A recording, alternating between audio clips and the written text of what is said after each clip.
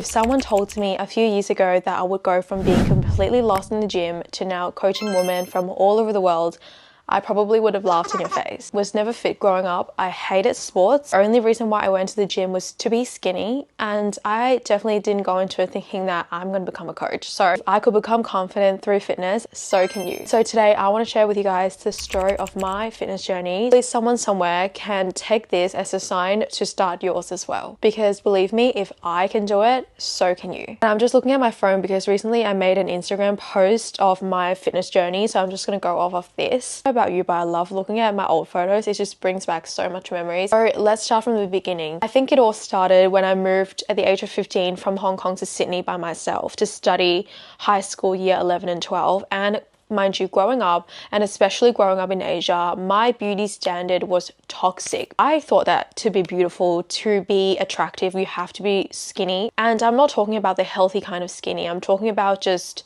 skin and bones. I remember growing up comparing myself to the girls around me and thinking that I wasn't beautiful because I wasn't skinny. And it was just really hard for me because as a child, I've had to move around a lot because of my family, and I was never in a stable environment, and therefore I felt as though I always had something to prove to people because I didn't belong anywhere. As long as I could remember, I was always counting my calories. And so I'm going to show you guys some photos of my meal prep in the early days. And you guys love my meal preps now. It wasn't always like that. In fact, it started off pretty horrendous.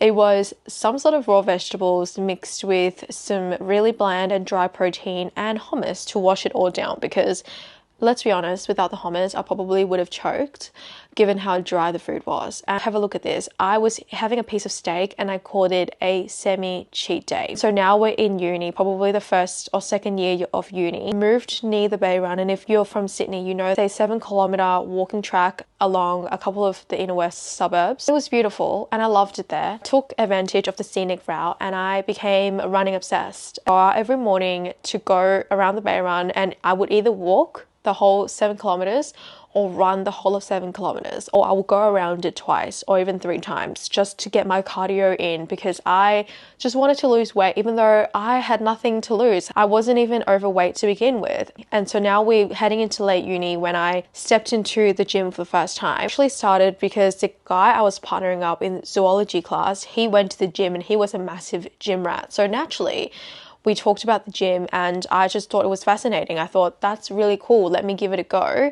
And I saw it as nothing more than a different way for me to burn calories. It was an Anytime Fitness near me at the time, and he would drive to me and we would go to the gym together, and I refused to go to the gym unless he was going with me because I was so intimidated, and all of these machines and all of the people who were all guys, and I just thought this is really intimidating. Was hovering around the gym, you know, I would go to the gym but then I would just stay in the cardio section. And so that's why I can completely relate when my girls who I coach are intimidated by the gym and they feel really awkward sometimes filming video in the gym to show me their form. I completely get it. It was intimidating. It is intimidating for anyone, especially girls. Thankfully, the gym has become way more inclusive over the years, which is a massive change from when I went to the gym for the first time. And so now we're graduating. I thought it was a pretty pivotal point in my life because I had no clue what I wanted to do after graduating. So if you're a university student or even a high school student watching this,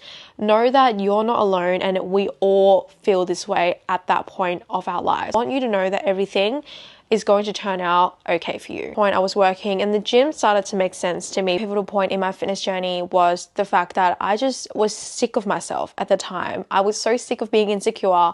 I was sick of feeling like I had something to prove to other people. I wanted to become more confident, and I knew that I had to push myself outside of my comfort zone and just take it one step at a time. Started using some machines, and then I moved onto the dumbbells, and then I moved onto the barbell. There's a lot of confidence that comes from knowing that you can hold yourself accountable and you're someone who keep the promises to yourself, because ultimately it's what's going to grow your confidence.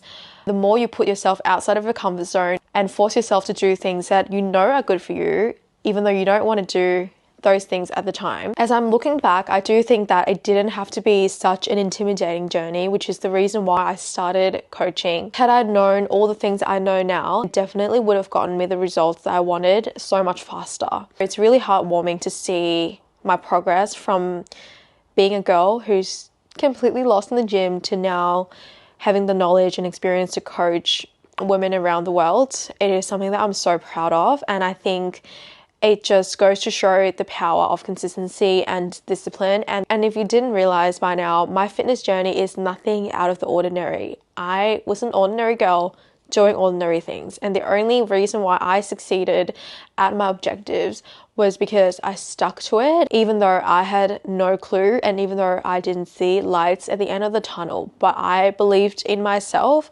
enough to keep going. And it is through actions that you become a better and more confident version of yourself. And if you watched all the way here, I love you. This is my first YouTube video. I've never used my Osmo Pocket 3 before, and I've never spoken in front of the camera like this before. I think this is just another thing that I'm doing that's very outside of my comfort zone. If you are feeling stuck in your fitness journey, keep going. Failures are not meant to stop you. They're meant to teach you a lesson so you can keep going. And yeah, sending you guys so much love. I will see you in my next YouTube video.